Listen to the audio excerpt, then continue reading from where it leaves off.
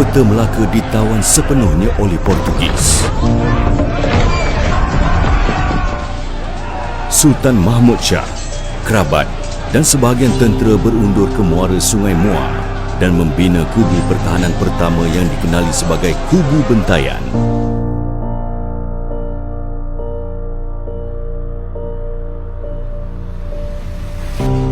Salah satu faktor kejatuhan Melaka adalah berpunca daripada beberapa siri pengkhianatan.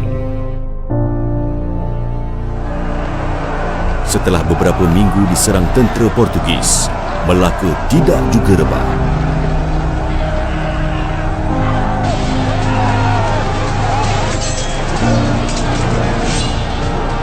Ini membuatkan Portugis mula menyusun strategi baru untuk mengenal pasti kelemahan Melaka dari dalam. Maka, berlakulah pembelotan.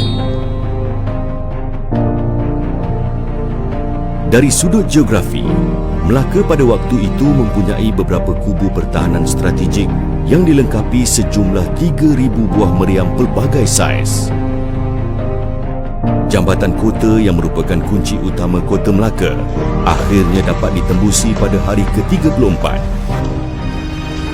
Kemudian tentera Portugis mula mara ke Masjid Agung dan bermulalah 10 hari kemusnahan Melaka. Siapa pengkhianat? Siapa yang jadi tali barut? Apa motif mereka?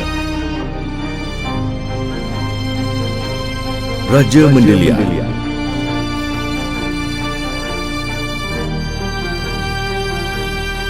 Raja Mendelia merupakan Datuk Shah Bandar Melaka yang berketurunan Keling Peranakan.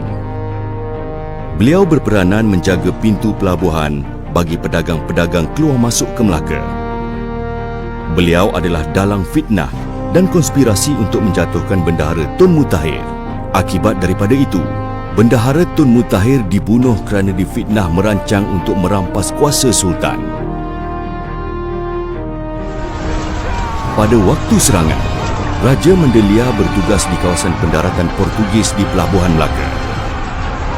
Beliau berkemungkinan membuka pintu pelabuhan bagi Portugis untuk menyerang Upih. Sikitol.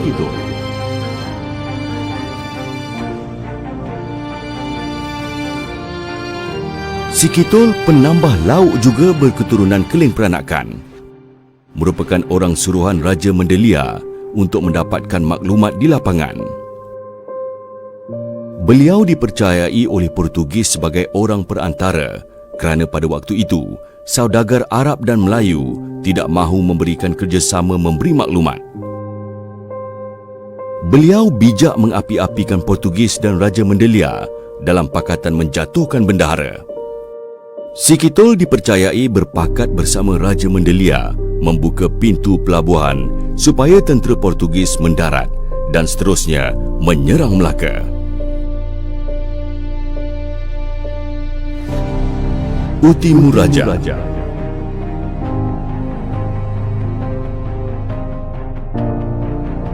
Gunting dalam lipatan. Utimuraja merupakan bangsawan dan saudagar berketurunan Jawa yang paling berpengaruh di Kota Melaka. Pusat perniagaan beliau terletak di Upih. Beliau juga mempunyai hamba dan orang suruhan sejumlah 6,000 orang. Ketika serangan Portugis, Sultan Melaka mengharapkan orang suruhan Utimuraja membantu dan turut serta dalam peperangan. Namun beliau belot dan lebih awal lagi meminta perlindungan dari Portugis supaya kawasan perniagaan beliau tidak diganggu. Maka bantuan orang-orang Jawa tidak dapat digemblengkan di saat-saat getir peperangan. Selepas Melaka dibenam, Utimuraja dilantik sebagai wakil Saki-Baki umat Islam yang masih menetap di Melaka. Naina Cetu.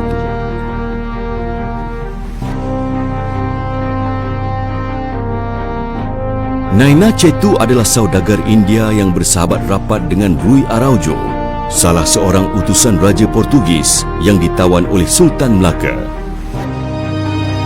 Beliau bebas keluar masuk Istana Melaka atas urusan pinjaman perniagaan. Beliau menjadi mata dan telinga Alfonso de Albuquerque untuk merisik strategi pertahanan tentera Sultan Mahmud. Maklumat serangan hendap ke atas kapal-kapal Portugis dapat dimaklumkan awal kepada Albuquerque. Seterusnya, kapal-kapal Portugis selamat dan terus mara ke jambatan kota. Ramai yang beranggapan orang-orang Melayu sendiri yang membelot untuk menjatuhkan Melaka. Raja Mendelia dan Sikitol bukan Melayu.